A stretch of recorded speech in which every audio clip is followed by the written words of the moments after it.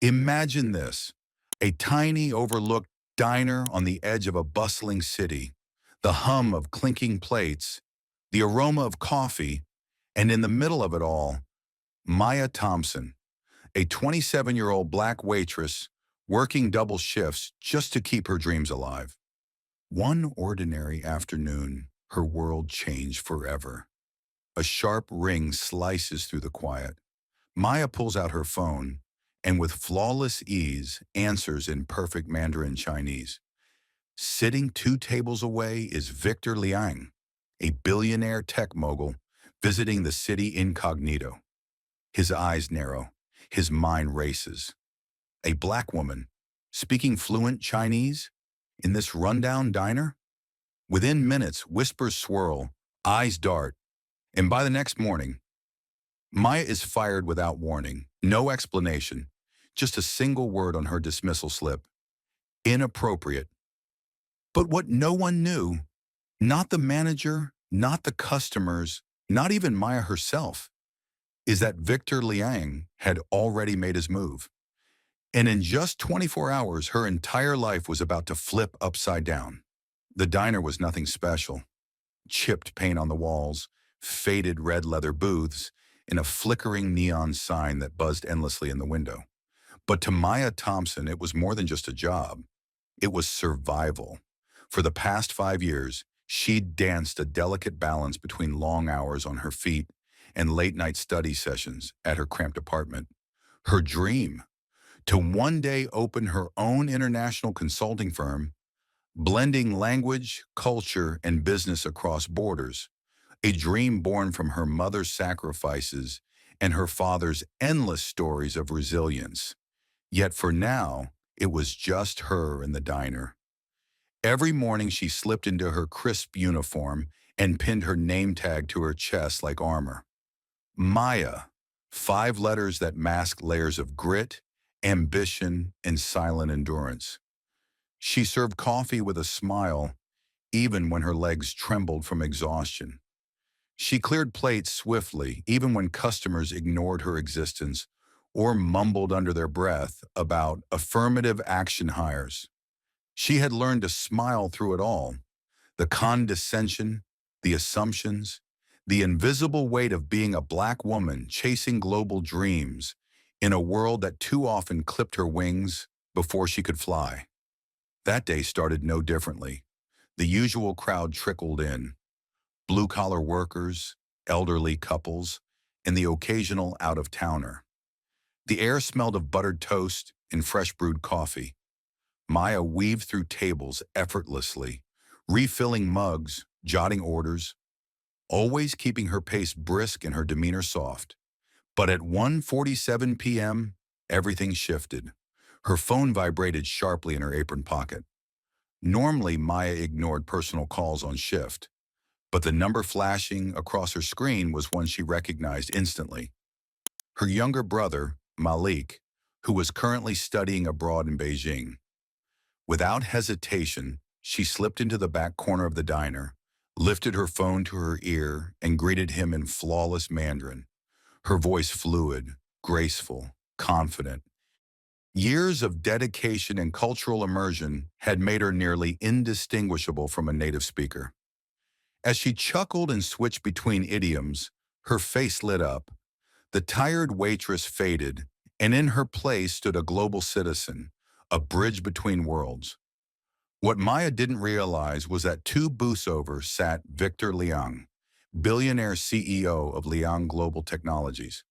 Known for his sharp instincts and colder business acumen, Victor was on an unannounced trip scouting partnerships in the U.S., dressed in simple jeans and a hoodie. No one recognized him. His presence in the rundown diner was purely coincidental, or so it seemed. The moment Maya began speaking Mandarin, Victor's posture changed. His spoon froze midair. His eyes narrowed, sharp, calculating. In his world, fluent trilinguals were prized assets, but seeing a young black woman effortlessly maneuvering complex tones and dialects sparked both curiosity and admiration in him. He leaned slightly forward, discreetly listening as Maya switched from Mandarin to Cantonese phrases, a skill even rare among native speakers. By the time Maya ended her call and returned to clearing tables, Victor had already made his silent decision. He needed to know who she was, but the rest of the diner? They didn't see opportunity, they saw threat. Whispers snaked across tables, raised eyebrows, confused stares. Maya's manager, a middle-aged man named Craig with a history of thinly veiled biases, had watched the scene from afar. His lips pursed tightly as if her bilingualism somehow challenged the unspoken hierarchy of his diner. By closing time, Craig had already drafted a dismissal letter. The morning air felt unusually heavy as Maya unlocked the glass door of the diner the next day. Sunlight poured through the windows, but it did little to warm the chill creeping up her spine. Something was off. The regular clatter of utensils and quiet hum of conversation hadn't yet filled the room. Instead, Craig, her manager, stood by the counter, arms folded, jaw clenched, and eyes clouded with something darker than usual. Maya's steps slowed, her heartbeat steady but alert. "Craig, you needed me in early," she asked, setting her bag gently under the counter. He didn't answer immediately. Instead, he reached into the drawer and slid a crisp white envelope across the counter toward her. Slow, deliberate, almost like a silent threat disguised in paper. Her brows furrowed. She hesitated, then picked it up and unfolded the single sheet inside. As her eyes traced the carefully worded lines, a hollow ache settled in her chest. "Dear Miss Thompson, we regret to inform you that your services are no longer required at this establishment." Her breath caught. For a brief second, the diner's faded walls blurred as disbelief wrapped its cold fingers around her throat. I don't understand. What did I do wrong?" Her voice came out soft, controlled, a result of years of practicing grace under pressure. Craig shrugged, but there was no remorse in his eyes. "We just don't think you're the right fit anymore. Customers felt uncomfortable yesterday, with that phone call." His lips curled into a smirk, thin and mean. "We run a diner here, Maya, not an international call center." The words hit harder than she expected. Uncomfortable? Speaking to her brother in a language she had mastered through blood, sweat, and sleepless nights made people uncomfortable. There had been no disruption, no loud commotion, just a young woman reconnecting with her sibling across the globe. Her throat tightened. "Are you firing me? Because I spoke Mandarin?" Craig's gaze hardened, his mask slipping just slightly. He didn't answer directly, but his silence screamed louder than words ever could. It wasn't just the language, it was her existence.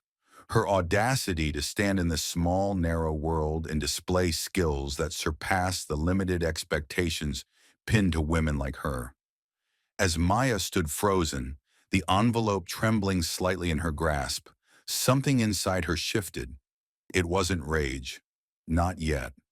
It was something deeper. That old, familiar ache of being unseen, undervalued, discarded not for incompetence, but for daring to step beyond the lines drawn around her. She swallowed hard and blinked back the sting behind her eyes. She had promised herself long ago that she would never cry in front of men like Craig. Not when the game was rigged. "I understand," she whispered, folding the letter and sliding it back into the envelope with quiet precision. Her hands didn't shake. Her back remained straight. With a single nod, she retrieved her bag and turned toward the door. But just as her fingers touched the cold metal handle, a deep, commanding voice echoed from the back of the diner. "Excuse me, are you Maya Thompson?" Maya turned slowly. Victor Liang stood there, dressed sharply in a tailored suit today, a stark contrast to his casual hoodie from the day before. His presence filled the room with an unmistakable weight. His assistant stood discreetly behind him, a sleek briefcase in hand. Craig blinked, clearly flustered. His mouth opened slightly as if to speak, but no words came. Victor's eyes locked onto Maya's, calm, steady, evaluating. I believe we have some important matters to discuss. And in that moment, as the first threads of possibility wove themselves into her path, Maya's heartbeat steadied. Something was shifting, something bigger than she had ever imagined. For the first time that morning, Maya noticed the quiet hush that had fallen across the diner.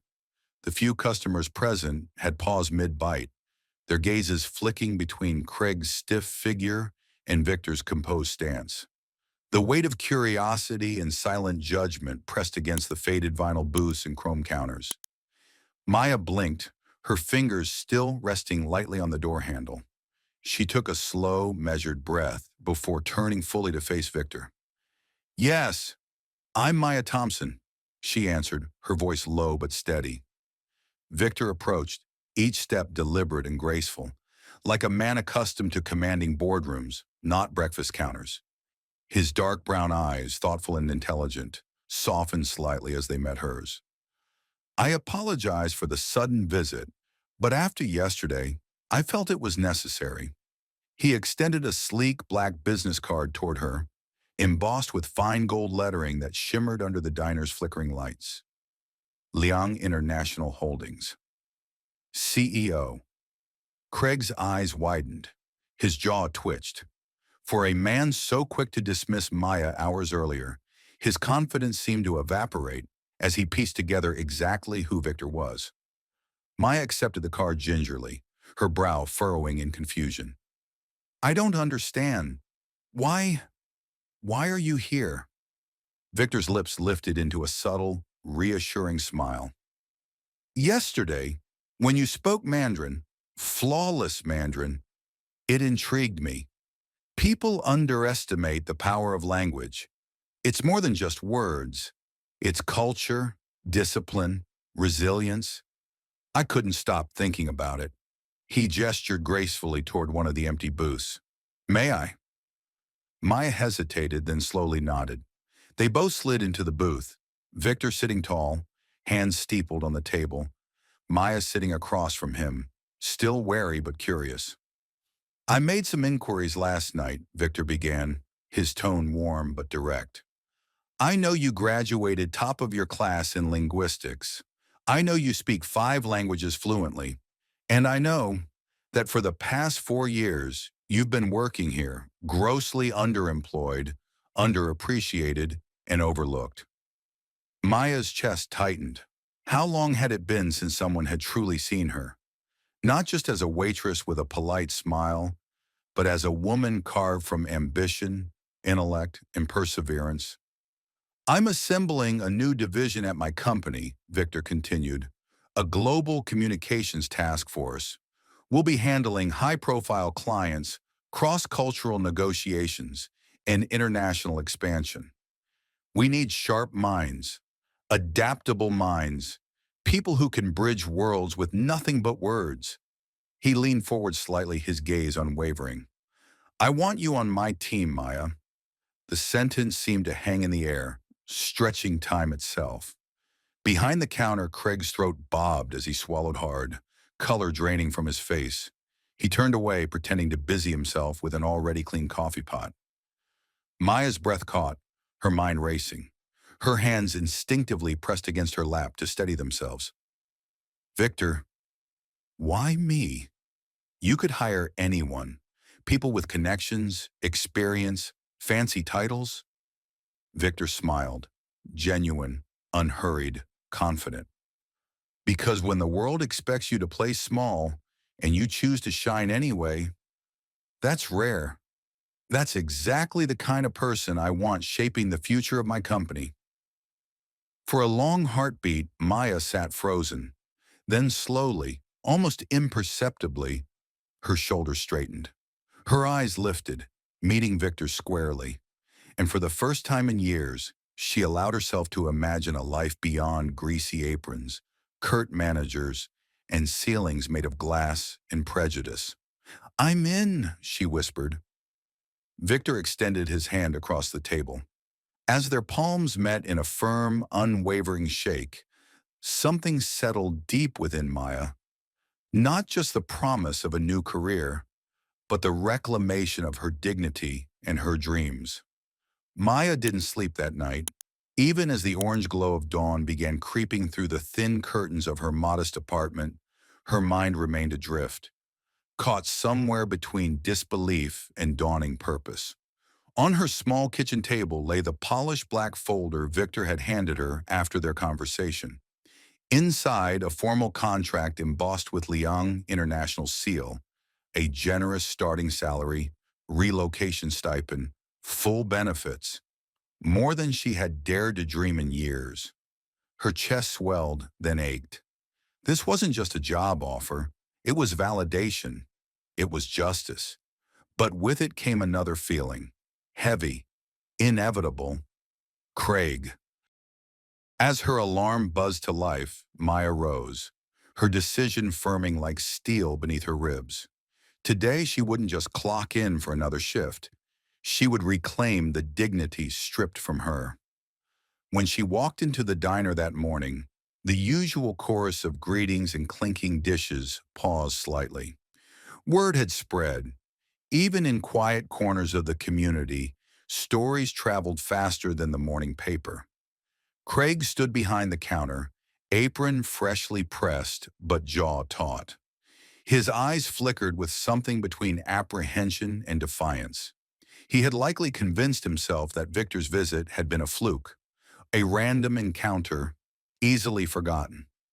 Maya approached him steadily, her back straight. Without a word, she removed her apron, folding it neatly before placing it on the counter.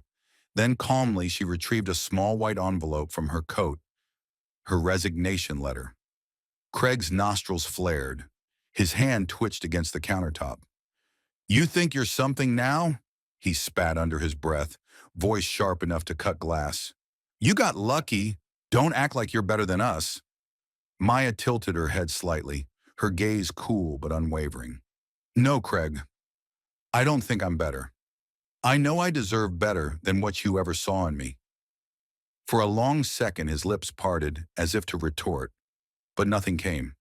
The words curdled in his throat, dying under the weight of his own guilt and misplaced pride. Just as Maya turned to leave, the familiar chime of the diner door echoed, and in walked Victor Liang, impeccably dressed, flanked by two colleagues in sharp suits. Their presence commanded the entire room in an instant. Victor's expression remained neutral, but his eyes locked onto Craig with chilling precision. "Mr. Reynolds," he greeted curtly. "I'd like a word." Craig faltered. "What?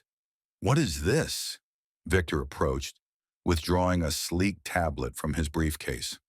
With a swift motion, he tapped the screen, revealing security footage from the diner's CCTV system.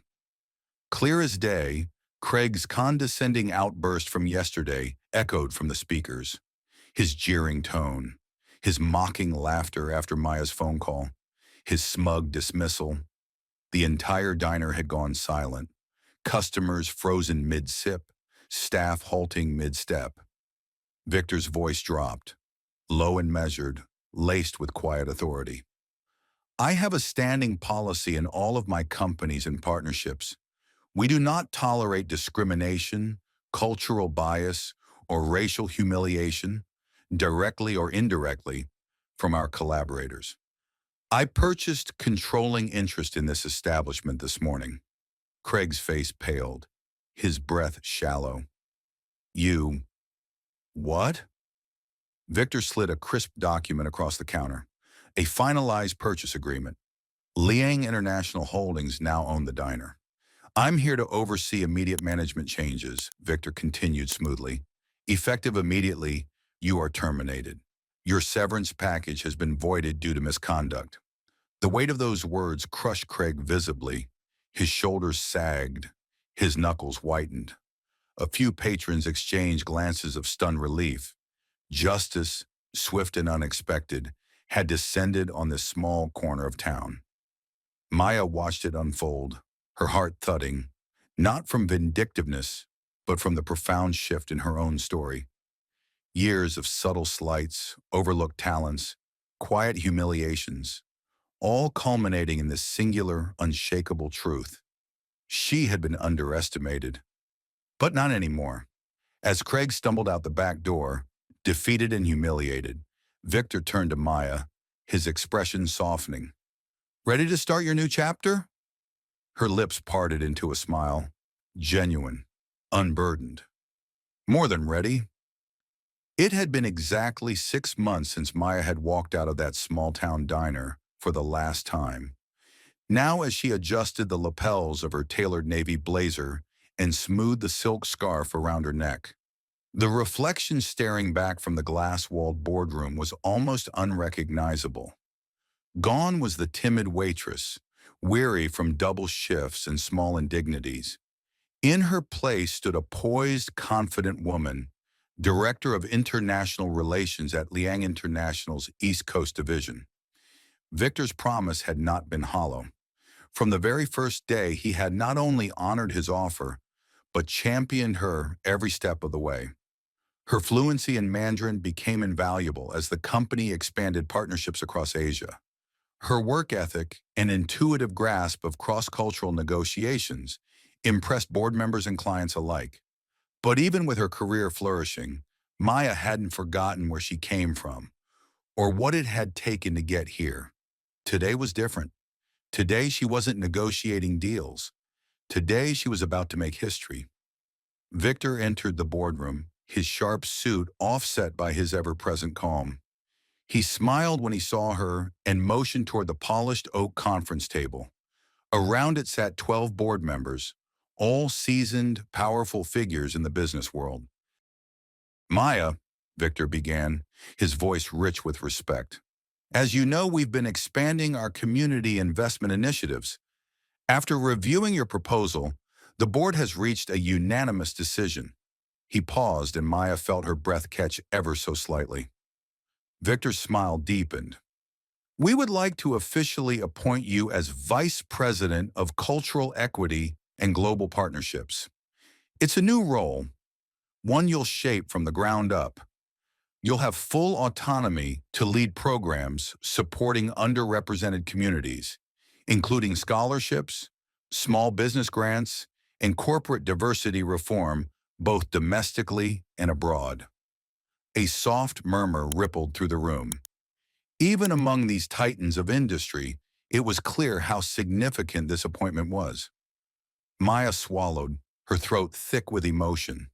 Her hands steadied on the edge of the table, not from nerves, but from the weight of what this moment represented. All the times her ideas had been dismissed. All the times her talents had been overshadowed by prejudice. And now, she was the architect of change. Rising slowly from her seat, Maya met the gaze of every board member, her shoulders squared, her voice unwavering.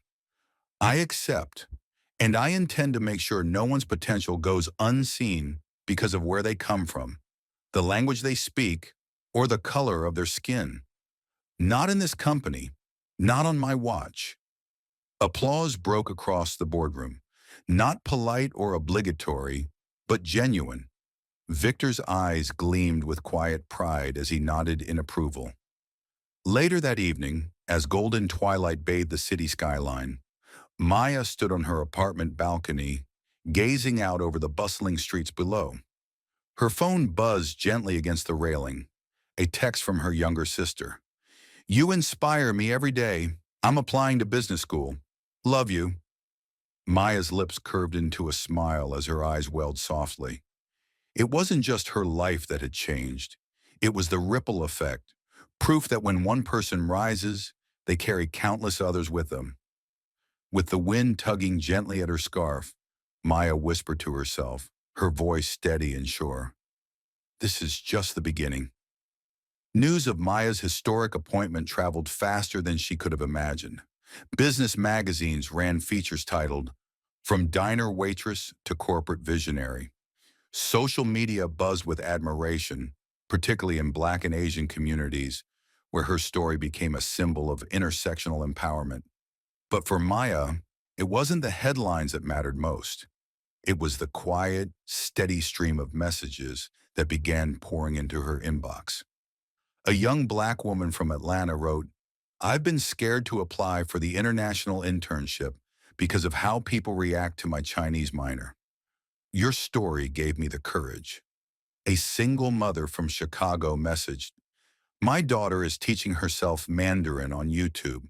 She saw your interview and now believes she can be more than just a waitress." A former coworker from the diner reached out shyly.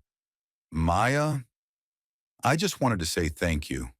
Watching you walk out that day gave me the strength to leave too. I'm in school now." Each message stitched a quiet affirmation across Maya's heart, proof that her defiance had not been in vain.